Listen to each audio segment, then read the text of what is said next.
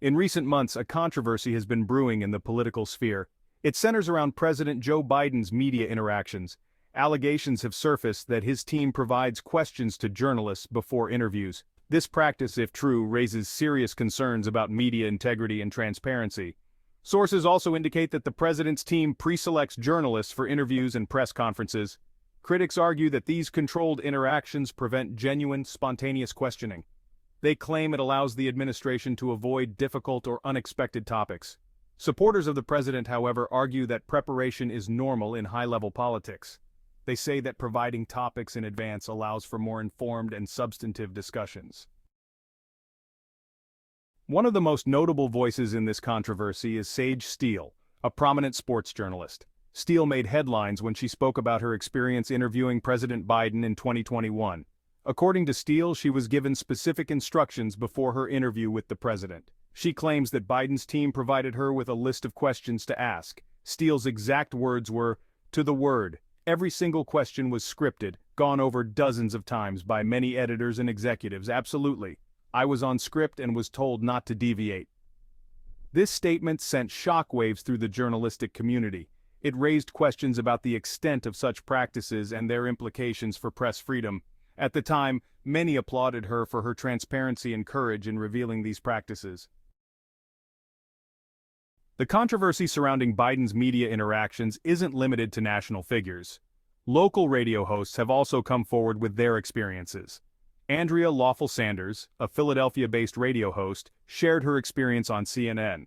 However, following her revelations during the interview, she was fired from her position. She revealed on CNN that she got several questions, 8 of them, and the 4 that were chosen were the ones that I approved before her interview with Biden on July 3rd.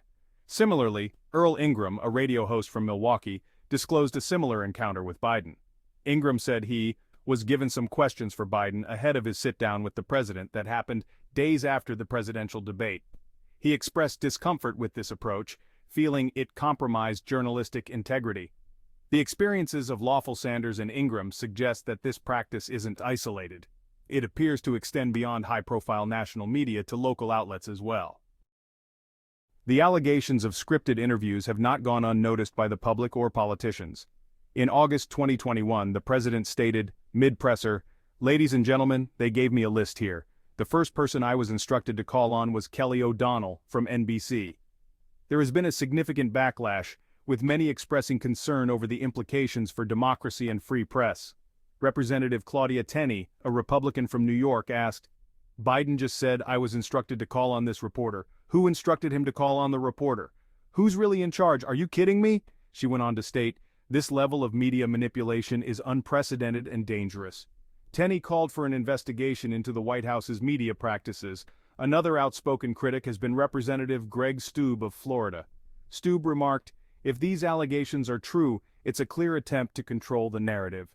Public reaction has been mixed but largely critical. Many citizens have expressed disappointment and concern on social media platforms. The overall sentiment reflects a desire for more openness and less orchestration in political communication. In response to the growing controversy, the Biden campaign has not remained silent. They have offered explanations and defenses for their media practices. A spokesperson for the campaign stated, "Our goal is to ensure accurate and informative communication."